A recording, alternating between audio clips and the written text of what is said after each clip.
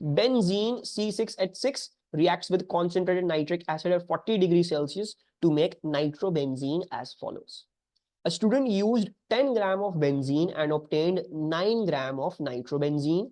What percentage yield was produced? ठीक है, तो परसेंटेज यील्ड का जो फॉर्मूला है, परसेंटेज यील्ड का जो फॉर्मूला होता है वो होता है एक्सपेरिमेंटल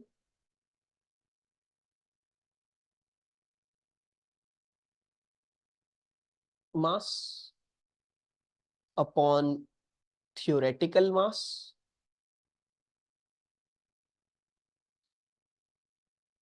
into 100, राइट। एंड इसकी लॉजिक क्या है? इसकी लॉजिक ये है कि भाई देखो, आप एक रिएक्शन कर रहे हो, ठीक है, आपने एक रिएक्शन किया।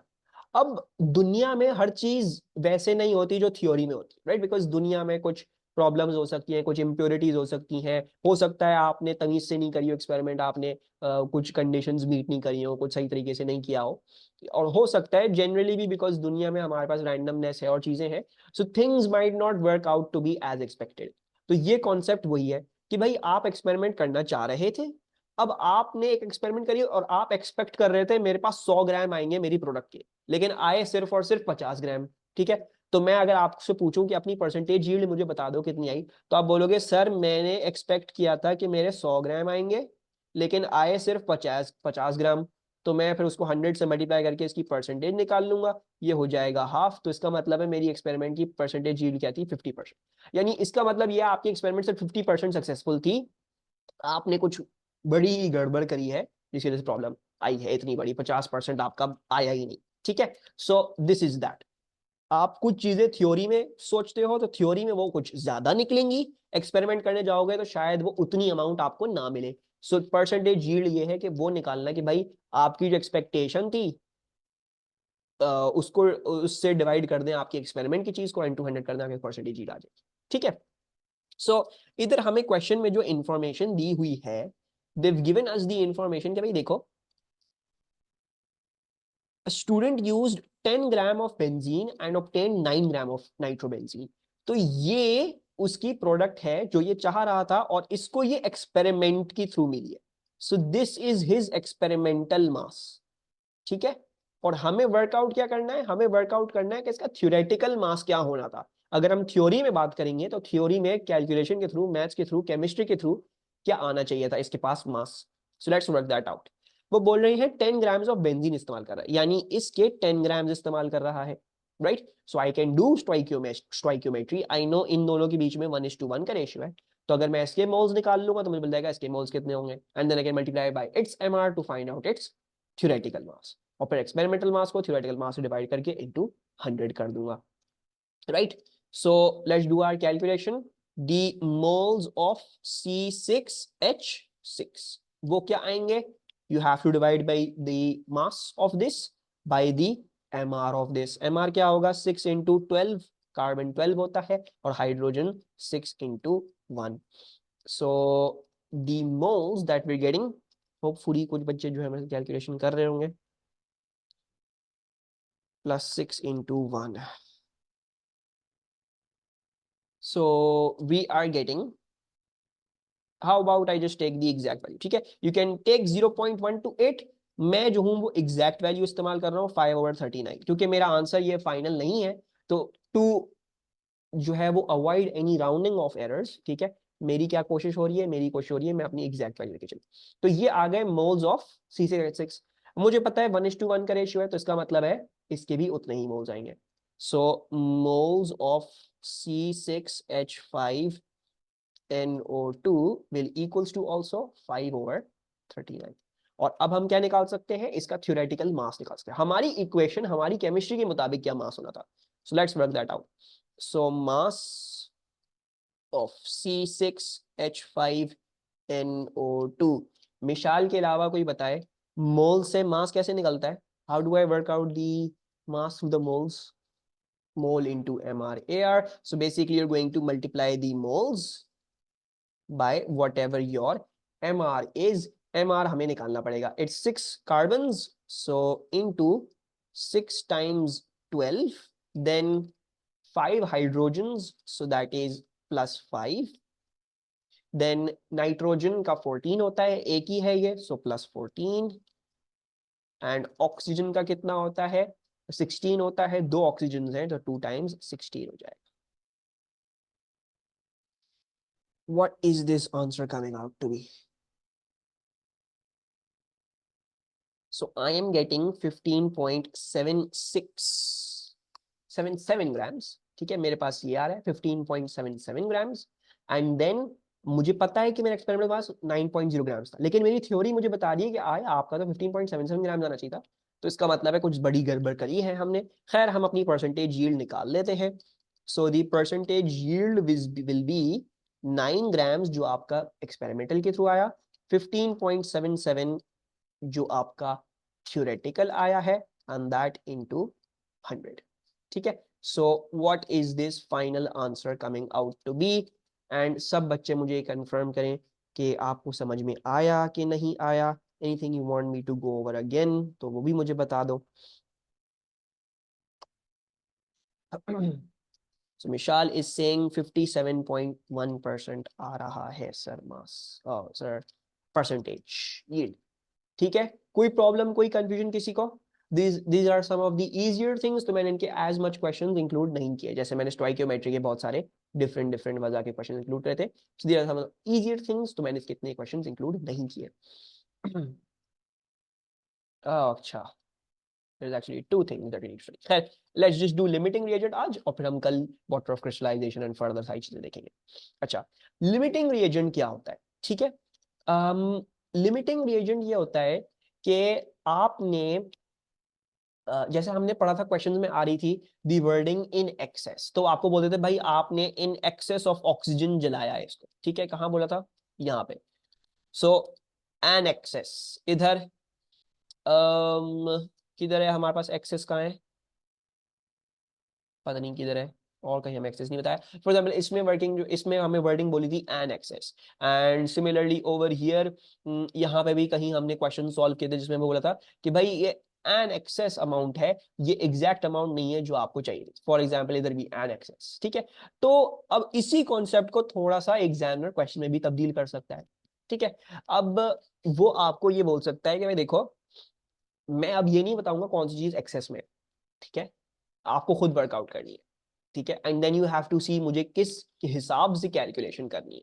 ठीक है, और इस क्वेश्चन को आइडेंटिफाई करने का तरीका जो होता है ना, वो तरीका ये होता है कि आपको दोनों चीजों के बारे में इतनी इंफॉर्मेशन दी हुई होगी कि you can work out the moles of both. ठीक है, तो वैसे नॉर्मली जब हम क्वेश्चंस ये वाले कर रहे थे, तो इस केस में जो चीज एक्सेस थी, ठीक है, उसका बताया हुआ था. ठीक है, सो हम उसके हिसाब से तो वैसे भी कैलकुलेशन नहीं कर रहे थे. तो जैसे इसमें भी हमने कैलकुलेशन कैसे करी थी, AS2 S3 के हिसाब से करी थी, because that was the limiting thing. उस क्योंकि वो कम तादाद में है, तो उस वो डिफाइन करेगा बाकी सारी चीजें कितनी बनेंगी. Right, but oxygen was in excess, तो वो डिफाइन नहीं कर रहा कौन सी चीज ज्यादा बनेगी. ठीक है, तो हमने इसीलिए ऑक्सीजन के हिसाब से कैलकुलेशन नहीं करी थी. इनफैक्ट हमने ये निकाला था ऑक्सीजन की कितनी वॉल्यूम बच रही है. सिमिलरली इन दिस क्वेश्चन जो हमारे पास ये वाला था, तो इसमें भी जब उसने एन एक्सेस बोला, तो मैंने कैलकुलेशन ऑक्सीजन के हिसाब से नहीं करी. I did the calculation with C3H8 because that was limiting. वो क्योंकि कम है, तो उसके हिसाब से हमें रिड्यूस करना पड़ेगा कि बाकी सारी चीजें क्या बनती है. ठीक है, तो यही कॉन्सेप्ट है आपका लिमिटिंग रिएजेंट का भी. लिमिटिंग रिएजेंट क्या कहता है, एग्जामिनर क्या करेगा, आपको दोनों की इतनी इंफॉर्मेशन देगा कि आप दोनों के मोल्स निकाल सको. Right, and this is the indication of this question कि भाई ये लिमिटिंग रिएजेंट. आपको अब सोचना पड़ेगा कि मुझे किसके हिसाब से कैलकुलेशन करनी. देखोगे, copper 2 carbonate is reacting with hydrochloric acid. ठीक है, तो हाइड्रोक्लोरिक एसिड की भी इतनी इंफॉर्मेशन दी हुई है कि उसकी भी मोल्स निकल सकते हैं. कॉपर 2 कार्बोनेट का भी मास दिया हुआ है, MR से डिवाइड करके इसकी भी मोल्स निकल सकते हैं. तो ये is question for limiting reagent, और इसमें बताया हुआ नहीं कौन सी चीज एक्सेस में. Right, so this is a question for limiting reagent. अब इसमें हम डिड्यूस कर लेते हैं कौन सा एक्सेस में और किसके हिसाब से हमें कैलकुलेशन करनी होगी. उसके लिए we'll have to construct the balanced equation, और फिर इन दोनों के मोल्स वर्कआउट करने पड़े. ठीक है, तो let's first of all construct the balanced equation. Copper 2 carbonate, copper 2 carbonate का फॉर्मूला कहां से आएगा, कॉपर 2 लिखा हुआ है, तो कॉपर 2 का मतलब ये है कि this is Cu2+. copper is Cu and that is 2 plus. Carbonate is a special kind of ion that is CO3 2 minus. तो हमने जैसे फर्स्ट क्लास में डिस्कस किया कैसे बनाते हैं आप, ये और ये कैंसिल, आपके पास फॉर्मूला क्या बन गया, CuCO3 बन जाएगा आपका formula. So this is the formula for copper carbonate. And copper carbonate reacting with hydrochloric acid, ये क्या होता है, this is a carbonate reacting with an acid and we just went over this reaction एक दफा पहले. और ये क्या होता है, this forms salt, water and carbon dioxide. So whenever a carbonate reacts with an acid, it forms us a salt. Salt इस case में क्या होगी, कॉपर क्लोराइड होगी. कॉपर क्लोराइड का फॉर्मूला कैसे वर्कआउट करोगे वो भी देख लेते हैं. कॉपर हमने देखा 2 प्लस, उन्होंने बोला हुआ है कॉपर 2 है, copper 2 plus. Chloride Cl is always -1. So you will take this over here, take that over here, right? कुछ कैंसिल आउट नहीं हो रहा है तो ये बन जाएगा CuCl2. So the formula for the salt is CuCl2. Then हमारे पास पानी बन रहा है and then lastly you have carbon dioxide. ठीक है, let's also balance this equation. Balancing नहीं भूलिएगा. तो बैलेंस करने पे हमें ये पता चलेगा, कॉपर कॉपर बैलेंस्ड है, Cl 2 है इधर, इधर एक ही है तो इधर 2 करने पड़ जाएंगे. So 2Cl 2Cl 2 times hydrogen 2 times hydrogen, 3 oxygens 1 2 3 3 oxygens, 1 carbon 1 carbon, सब कुछ बैलेंस आउट हो चुका है. ठीक है, so this is our balanced equation. अब let's work out the moles of both of them. तो moles of copper 2 carbonate सबसे पहले तो ये निकाल लेते हैं, moles of CuCO3. ये कैसे निकलेगा, mass upon mr. So 3.7 divided by its mr. Copper का mr हम देख लेते हैं from the periodic table. Copper is over here 63.5. So this is 63.5.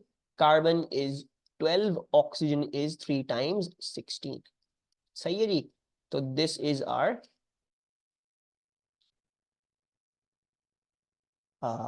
moles for CuCO3. ठीक है, can anyone calculate this for me, और सब मुझे बता सकते हैं सर हमें बैलेंस्ड इक्वेशन में और सॉल्ट की जो भी फॉर्मेशन थी उसमें तो कोई प्रॉब्लम नहीं है. ठीक है, क्योंकि आई रिमेम्बर कुछ बच्चों को शुरू की क्लास में इशू हो रहा था in working out the formulas for the salts. So I hope अब चीजें क्लियर हो ज्यादा. सो 0.03 moles ऑफ मेरे पास कितने आ गए, कॉपर 2 कार्बोनेट आ गए. Let's also work out the moles of hydrochloric acid. Hydrochloric acid के मोल्स कैसे आ सकते हैं, कॉन्सेंट्रेशन और वॉल्यूम दिया हुआ है तो इसका तो फॉर्मूला बहुत सिंपल है, concentration into volume, right. So multiply concentration by volume. So concentration multiplied by the volume is 25 into 10⁻³ and Abdul Rahman मुझे आंसर दे रहे हैं, सर आंसर जो है वो 0.05 मोल आ रहा है. ठीक है, now can anyone tell me using the moles that we worked out and the balanced equation, कौन सी चीज लिमिटिंग है और कौन सी चीज एक्सेस में है, या सिर्फ मुझे ये बता दें एक्सेस में कौन सी चीज है. Which thing do you think is an excess.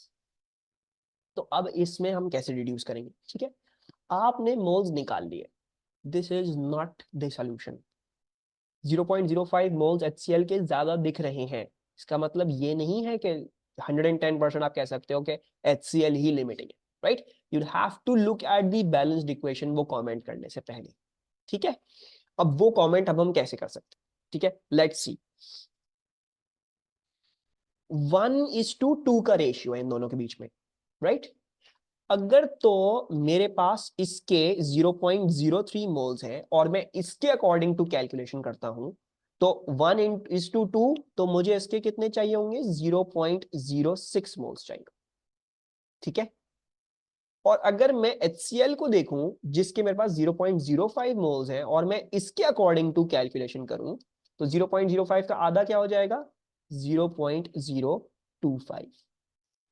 तो अगर मैं कॉपर कार्बोनेट के हिसाब से कैलकुलेशन करूंगा तो HCl के मुझे 0.06 मोल्स चाहिए, लेकिन अगर मैं HCl के हिसाब से कैलकुलेशन करूंगा तो मुझे 0.025 मोल्स ऑफ कॉपर कार्बोनेट चाहिए. तो लिमिटिंग कौन सा है?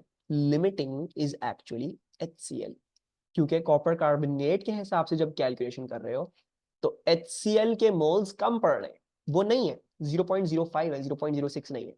लेकिन अगर HCl के हिसाब से कैलकुलेशन करोगे तो CuCO3 के 0.025 चाहिए और वो कम है देन 0.03, राइट? तो to work out and finally सीमेंट कौन सा लिमिटिंग है और कौन सा वो नहीं है, पहले आप मोल्स निकालो, बैलेंस्ड इक्वेशन लिख लो and then work with both of them. अगर इसके 0.03 है तो इसके 0.06, अगर इसके 0.05 है तो इसके 0.025, और फिर देख लो कौन सा लिमिट कर रहा है। 0.06 से ये छोटा आ रहा है तो ये लिमिटिंग हुआ, 0.025 से ये बड़ा आ रहा है तो यानी ये एक्सेस में, ठीक है? So this is in excess and the below one is the limiting reagent. सबको ये बात समझ में आई? Any problems, any confusions? ठीक है, तो मोल्स निकालने के बाद refer to your balanced equation. Balanced equation को देखोगे, उसके हिसाब से देखोगे किसके कितने चाहिए, तो समझ में आएगा कौन सा लिमिटिंग है कौन सा एक्सेस में। सही है? अब्दुलरहमान, माज, हुदा, रुमैसा,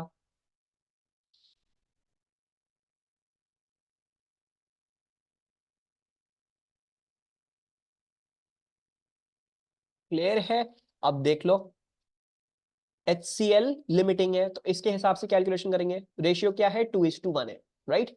तो अगर मेरे पास इसके हिसाब से मुझे कैलकुलेशन करनी है, अगर इसके 0.05 मोल्स हैं तो इसके कितने मोल्स हो जाएंगे? 0.025। एंड देन मुझे बोला हुआ क्या है? वॉल्यूम निकाल दो। तो वॉल्यूम निकाल देते हैं। वॉल्यूम कैसे निकलता है? वो जो मोल्स हैं ऑफ गैस उनको मल्टीप्लाई कर दो बाय 24 dm³ क्योंकि मुझसे dm³ में पूछा हुआ है, and you can get your answer out, सीधा सीधा, साफ शफाफ, and that is working out to be 0.6 dm³।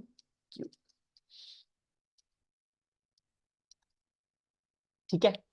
So this is the concept of limiting reagent. ठीक है, दोनों के दिए हुए होंगे, कोई भी नहीं बताया होगा कौन सा एक्सेस में है, तो आपको सारी जो है वो मोल्स निकालने पड़ेंगे, बैलेंस्ड इक्वेशन में देखना पड़ेगा, दोनों के थ्रू वर्किंग करके देखनी पड़ेगी कौन सी चीज एक्सेस में आ रही है कौन सी चीज लिमिटिंग आ रही है। जब पता चल जाए लिमिटिंग में कौन सी चीज आ रही है उसके हिसाब से रख के आपने सारी कैलकुलेशन कर देनी है। ठीक है? कोई प्रॉब्लम इसमें? Any problems, any confusions? अगर कोई कंफ्यूजन्स नहीं है तो आज की क्लास हम यहीं पे खत्म कर रहे हैं ऑन दिस नोट।